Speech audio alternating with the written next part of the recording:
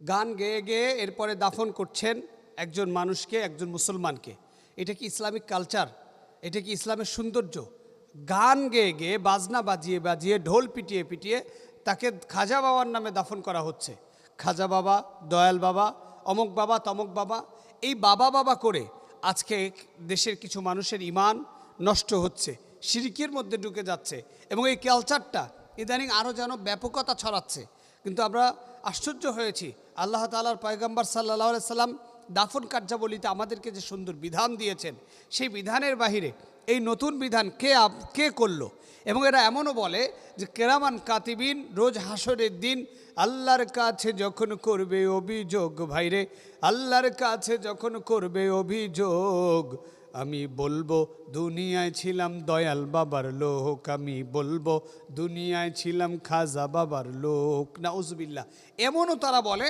এবং সেটা বলেই তারা দেখলাম যে ঢোল তবলা বাজায়া, গান বাজায়া খাজা বাবার নামে দাফন করছে। এবং দাফনের সময় আমরা কবরের মধ্যে দেখলাম ইটের গাঁথুনি পর্যন্ত দেওয়া হচ্ছে, ইটের গাঁথুনি দিয়া সেই কবরের ভিতরে রাখা হচ্ছে। অথচ আমাদের পুরো দেহটাই 3.5 হাত মাটির মধ্যেই আবরিত হওয়ার কথা। একটি খাটিয়ালে সাদা কাফন পরে আমাদেরকে জানাজা শেষে নিয়ে যাওয়ার কথা এবং সেখানে মাটির আবরণের পাশে আমাদেরকে শুয়ে দেওয়ার কথা। সাল্লাল্লাহু আলাইহি সাল্লাম বলেছেন, এই যে সেই মাটি, যেই মাটি তোমার জীবনের শ্রেষ্ঠ ঘর, যেখানে অনন্তকাল তোমাকে থাকতে হবে, কিয়ামত পর্যন্ত যেখানে অপেক্ষা করতে হবে হাসরের ময়দানের জন্য। এবং সেই মাটির ব্যাপারে রাসূল সাল্লাল্লাহু আলাইহি ওয়াসাল্লাম বলেছেন, যদি তোমার আমল ভালো হয় তাহলে এই কবর প্রশস্ত হবে, বৃদ্ধি পাবে, আর তোমার যদি আমল খারাপ হয় তাহলে মাটি তোমাকে চাপ দিবে। সেখানে ইট গেঁথে দিয়ে, ওয়াল গেঁথে দিয়ে এই যে বাঁচানোর চেষ্টা করা দয়াল বাবা খাজা বাবার নাম করে, এটা নিছক একটি পাগলামি ছাড়া আর কিছুই নয়।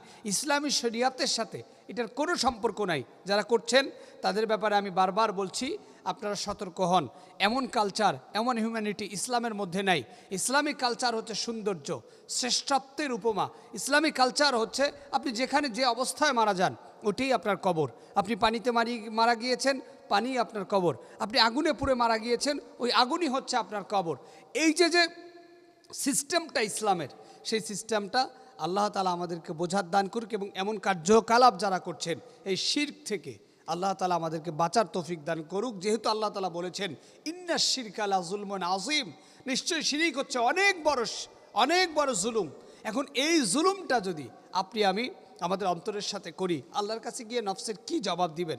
আল্লাহ তাআলা তো একজন আছেন যিনি সৃষ্টিকর্তা, স্রষ্টা। কোনো দয়াল বাবা খাজা, যেখানে আল্লাহ তাআলার পয়গম্বর বলেছেন নবীরা পর্যন্ত টেনশন করবে, চিন্তা করবে, সেখানে আপনি আর খাজা বাবা, দয়াল বাবা কিভাবে আপনাকে বাঁচাতে পারে? সুতরাং আসুন আমরা আমাদের প্রত্যেকেই নিজেদের নফসকে পরিবর্তন করি, আল্লাহর দিকে ধাবিত হই, শিরক মুক্ত একটি জীবন গড়ার চেষ্টা করি। এবং যারা এরকম খাজা বাবা, দয়াল বাবার নামে গান গেয়ে গেয়ে দাফন করছে, এমন মানুষগুলোকে সমাজে বোঝানোর চেষ্টা করি। আর না বুঝলে তাদেরকে সমাজ থেকে